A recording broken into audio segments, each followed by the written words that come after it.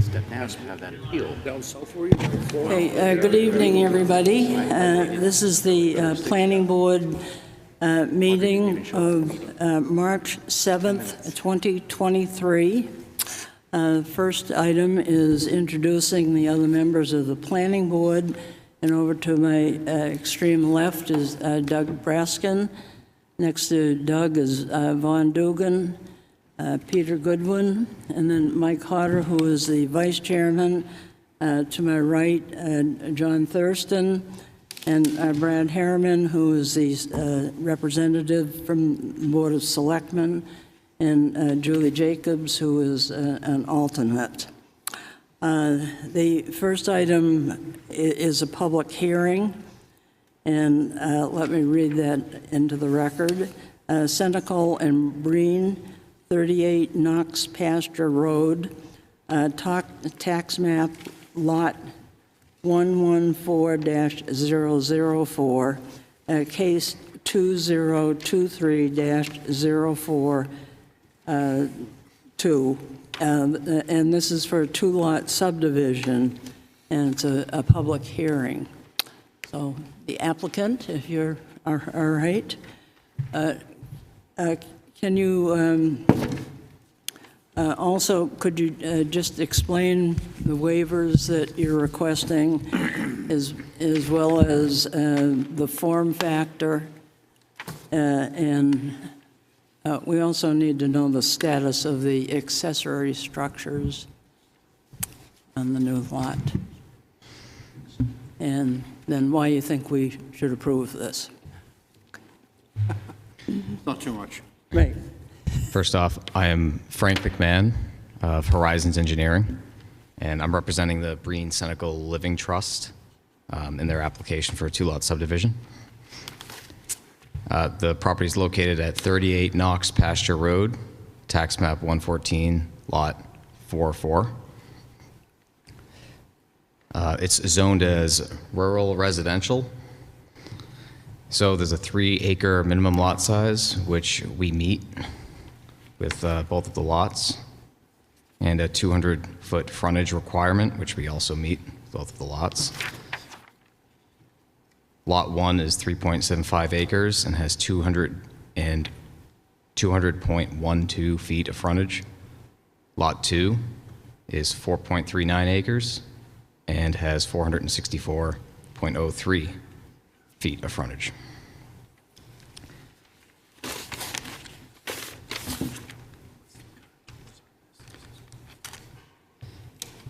We have delineated the wetlands on the entire site for both lots. The entirety of both lots have been delineated, and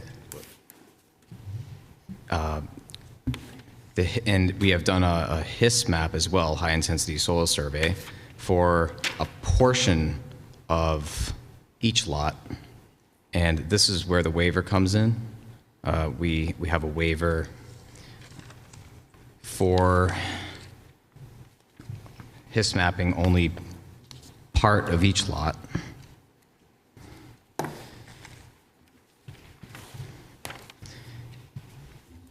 And so the waiver, we believe, is sufficient because the wetlands have been depicted on the plan. A sufficient portion of each lot has been HIS mapped, and if you look at the plan, I can't get away from this thing. Pull the mic out. Oh, I can pull it right off. Yep. There we go. So if you look at the high intensity soil survey results, you will see that we've come up with more than one lot for both lots. So it is compliant, even though we only HIS mapped each lot partially. And that's our reasoning for the waiver.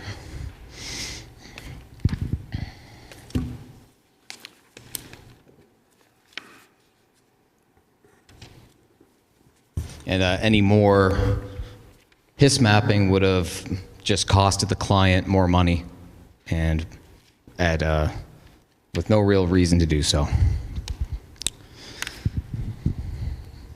And the form factor, the requirement is that it has to be less than 35 in Wolfeboro. And lot 1 comes out to 29.8.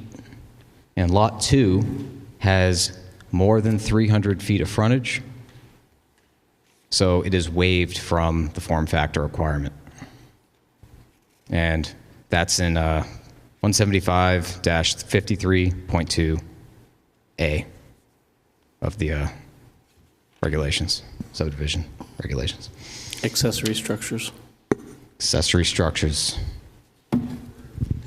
Yeah, there's 2 temporary structures. There's a tent shed and Connex box. And they will be removed. Prior to,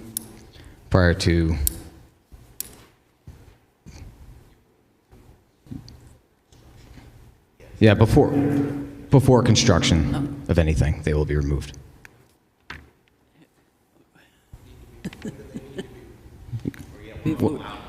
before the line becomes a line.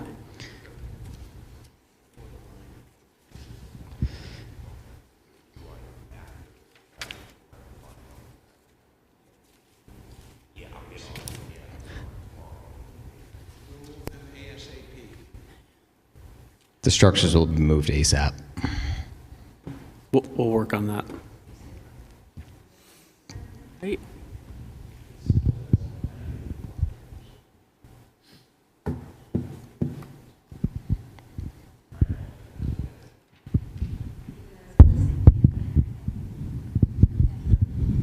Is there anything material in that conversation that this board needs to hear?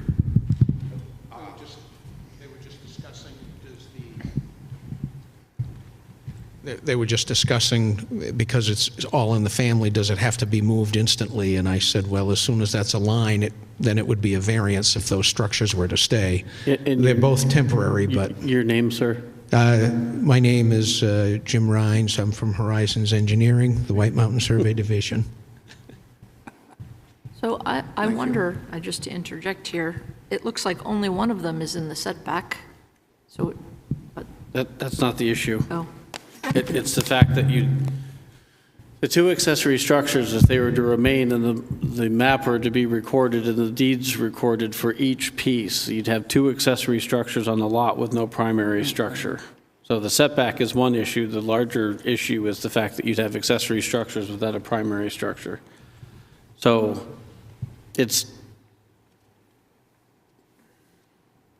technically they need to be relocated before Yeah. the line becomes a reality. They could not create that lot if those 2 structures Correct. remained. So let me ask you this. The approval of this, the action by this board doesn't create that lot. Correct. It's not until the deed has been exchanged. Right. Correct. So if they don't exchange deeds, they need to move them before they exchange deeds, basically. Correct. Okay. Okay, right. what about signing the map and things of that nature? Signing the map and everything is fine, even recording the map is fine, because recording the map does not create the line. It's when the deed actually changes hands. Oh, okay, all right. Okay, do you have anything else you wanted to add? Okay. Got a question. Oh, Got a question for him. oh, okay. So could you tell the audience what the significance of the high-intensity soil mapping is? Yes, the high-intensity soil survey is to determine whether these lots are compliant with, so each soil has a value, and well, these lots need to comply. They need to have greater than at least 1 lot when taking the area of each soil type and multiplying it by its area, or the area multiplied by the portion of that, the percentage of it. You add those all up, and if they're greater than 1 lot, then What is the soil handling? you comply with the minimum lot size. So does it have any significance with a septic placement? The septic placement, no. Yes.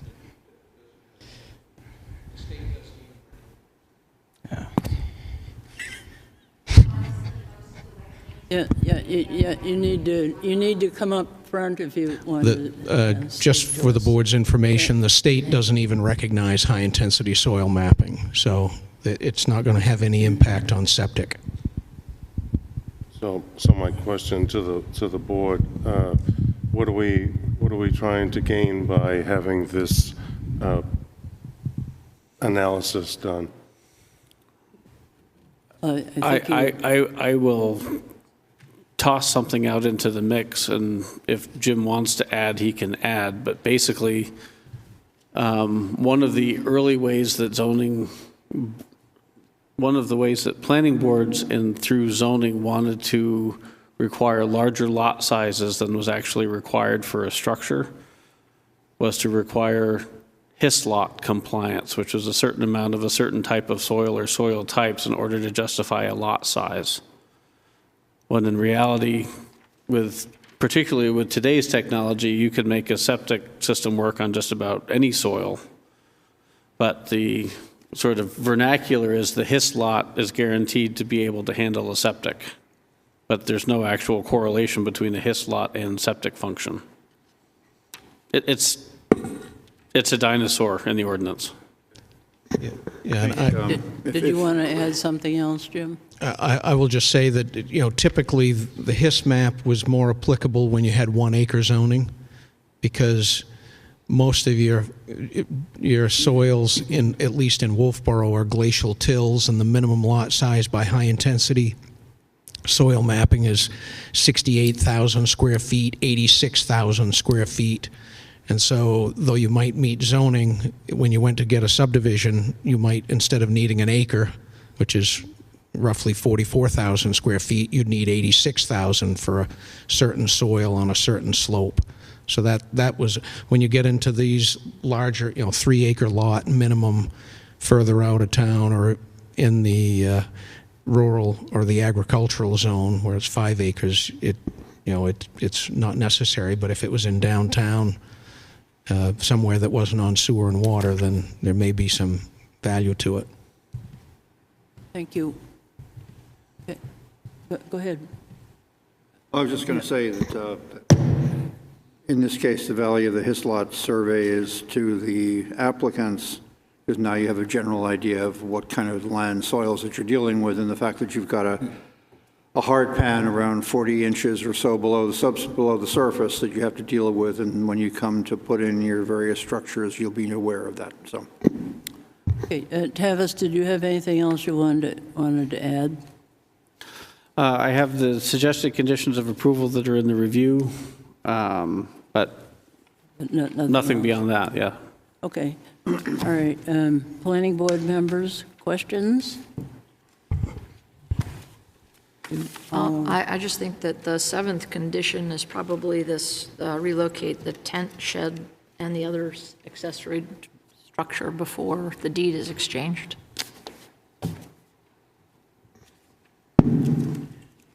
I agree, but I think first you need to get complete and open the public hearing.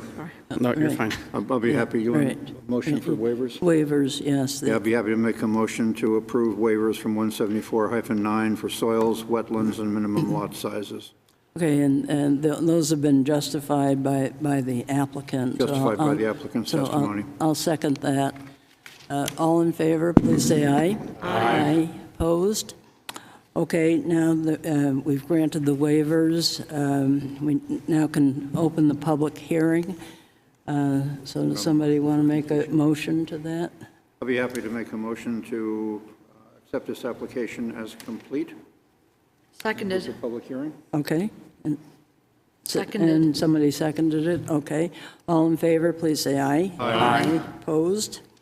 Okay, all right. Any member of the public that wanted to address this issue? Now is your time. I just wanted to thank you all for your time. I appreciate it. I'll What's your your name? Oh, I'm sorry. My name's Michael Naramore. I appreciate all you folks' time, and I will honor the agreement and move cover it, whatever we call it. But I'll move everything to honor the agreement that whatever's agreed upon tonight and written down. Thank you for your time. Okay, thank you. Anyone else?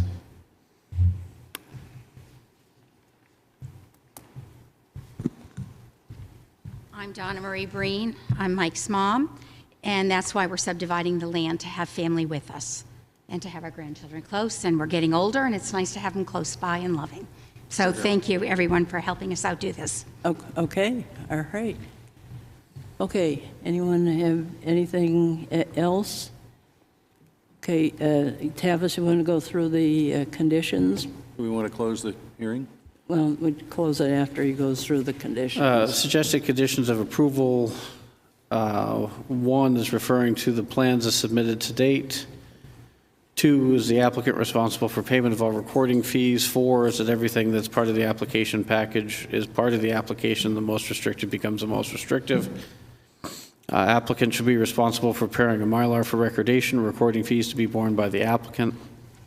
Applicant should be responsible for monumentation and the submittal of a certificate of monumentation, any updated plans, original stamps and signatures to be submitted to the town. And I'm going to add a recommendation of number 7, as that the accessory structures as indicated on proposed lot, or accessory structures as shown on lot 2 to be relocated prior to deed transfer of lot 2. Okay, thank you. Kathy? Do you want to amend No, the last thing it's you still said, open. relocated off of Lot 2? You just said relocated, but you didn't say relocated where? Relocated to a conforming location. I just wanted to point out, I know the public hearing's closed, but I think we submitted a No, monument. it's not closed. Oh, It's okay. still open. We submitted the monument certification, so I don't know if you need that. Even for the new 2? Even for the new, yep. So we're down to 6 conditions. Okay, all right, thank you. Okay, I'll close the public hearing now. Planning board members, any comments, questions? Motions?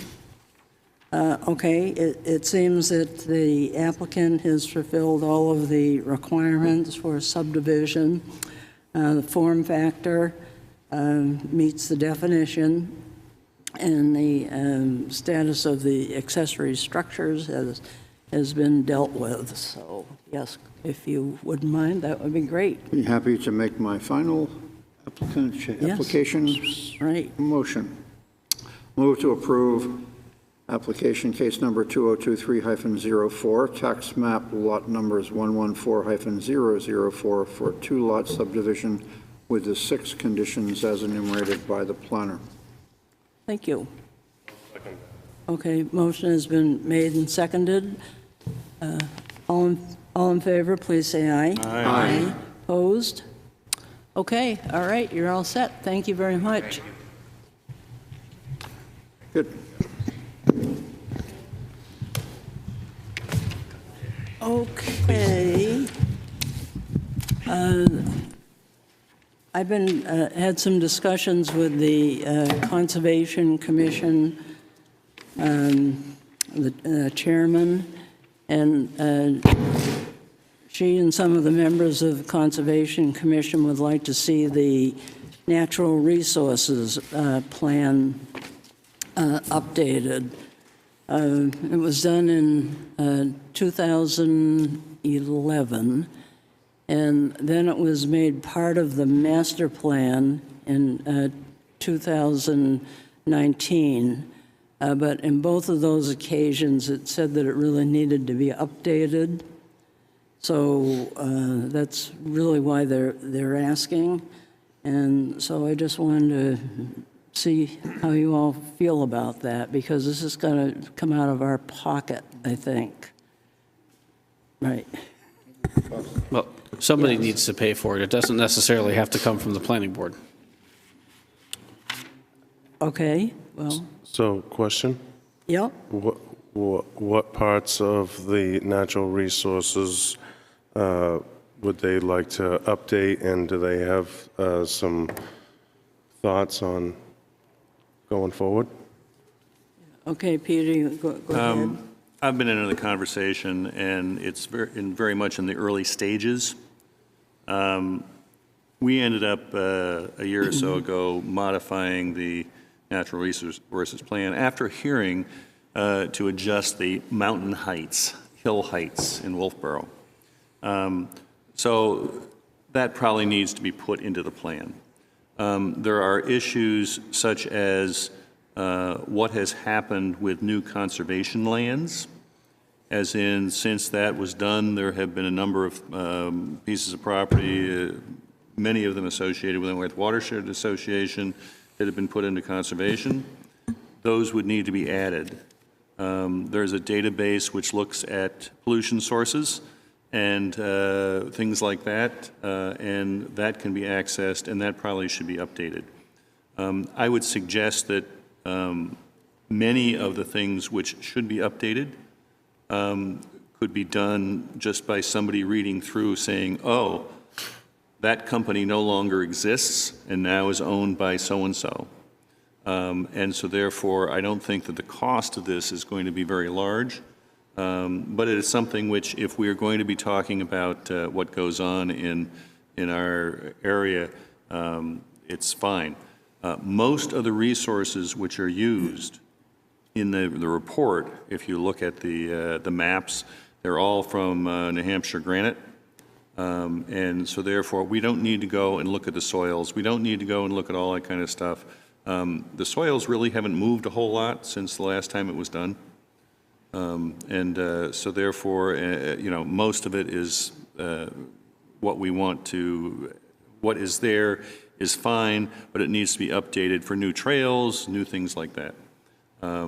There is also perhaps an issue with what co-coherent things there are, as in, otters use this area and so do newts. Well, maybe that's really associated with the riparian areas, and we don't really need to worry about that. It's really not an issue. But there are some things we can do, and I think that we don't need to have a major rewrite, but it is something which is, we should obviously update it. Okay, anybody else have any thoughts? Okay, well, you want to see if you can get some quotes as to what it would cost just for someone to look at it? I would suggest that what we need to do has to be refined before we start looking for quotes. We don't really know what we need to do yet, and so therefore it's... Okay, all right, then maybe you and myself and... But when it's been refined by the Conservation Commission and looking at issues, then we need to figure out how it's done. Okay, so the next step would be sitting down with the Conservation Commission, finding out exactly. Okay, all right, very good.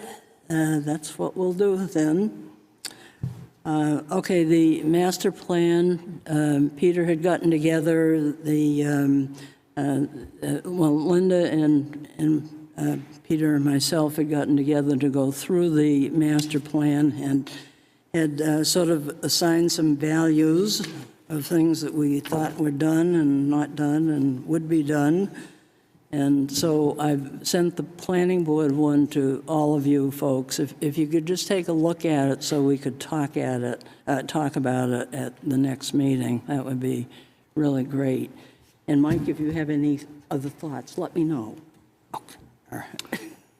I'll do, Madam Chair. Okay. Tavis, the impact fees, you want to just fill people in on where we are with that? Yes, in broad strokes, Kathy and I met with the school district, received some information. We've had some communication with Planning Board Council on the results of that meeting. And in the next week or two, we'll be re-meeting with the town manager, finance director, and treasurer on recommended next steps to address impact fees. Okay, anybody? Have we gotten the information we asked for? Yes. Question? Okay, yep. So after that meeting, how will you respond to the planning board? After that meeting, how will you respond to the planning board? With a letter or of the findings, or? Yes, I think there'll be a memo back to the planning board on what the findings were in meeting with the school and what the town's position is moving forward with regard to questions raised. Okay. And so we will be receiving something? Yes. Yeah, okay. All right, does that answer your question, John? Okay. All right, very good. Public comment, Linda? Okay. All right, then, Mike, I just want to really say thanks for everything you've done, your insights, all of the research you've done for the planning board and all of the members, and your help with some of our more thorny issues. And good luck with your next project that you take on. Well, it won't be for a while now, but thank you very much, Kathy. I appreciate that. It's a certain degree of bittersweet feeling to be leaving, but I think it's appropriate. So, thank you all. Okay. Okay. I would like to say that I was not always in agreement with Mike, but he always had reasons and was thorough in his analysis. So he was always, to me, an appreciated member of the board. Thank you, Peter. Okay, minutes of February 21st. Anybody have any issues with them? I ended up saying something, I believe, about the visibility of the project from Whiteface Mountain, which is a Conservation Commission property, and that was not included. It was something which was basically a non-issue, but it might be mentioned because then we have at least looked at it, so it makes it look like we were thinking about things. You have suggested text? That there was a question, Peter Goodwin questioned the idea that this would be visible from Whiteface Mountain, and the response was that it really is not an issue. So my thought is that that was the meeting before this one. Yes. Was it? Yeah. Okay. Yes, because I actually remember writing that comment. The thing I'd add is about halfway down the first page, it states, D. Breskin commented that medium and large state 40,000 square feet needs distinction. I'd amend that to D. Breskin commented that neither medium nor large state 40,000 square feet needs distinction. Okay, anybody else? Okay, somebody want to make a motion to accept? Move to the- approve as edited. Okay, motion has been made, I'll second it. All in with the corrections noted, or additions, and all in favor, please say aye. Aye. Abstain. Opposed? One abstention. One abstention, okay, all right. Very good. Okay, go ahead. I'd like to thank Mike Harder for his time on the planning board. I remember one of the first nights that Mike started showing up at the old library and sitting there, and you kind of knew something was up because Mike puts all into it. And I can honestly tell you that I've learned a real lot from Mike. Working alongside of him is, you have to step up your game, and you better be prepared because you're going to need to contribute. And one of the things that our town is very fortunate to have is somebody like Mike that contributed. But we're going to need more people, and so hopefully Mike will be able to talk to a few other people and get them interested, because anybody that Mike would talk to and get into the politics of our town would be greatly appreciated. Thank you again, Mike. Thanks, John. Thanks, John. Okay, motion to adjourn, So moved. all in favor? Aye. Okay, folks, thank you very much.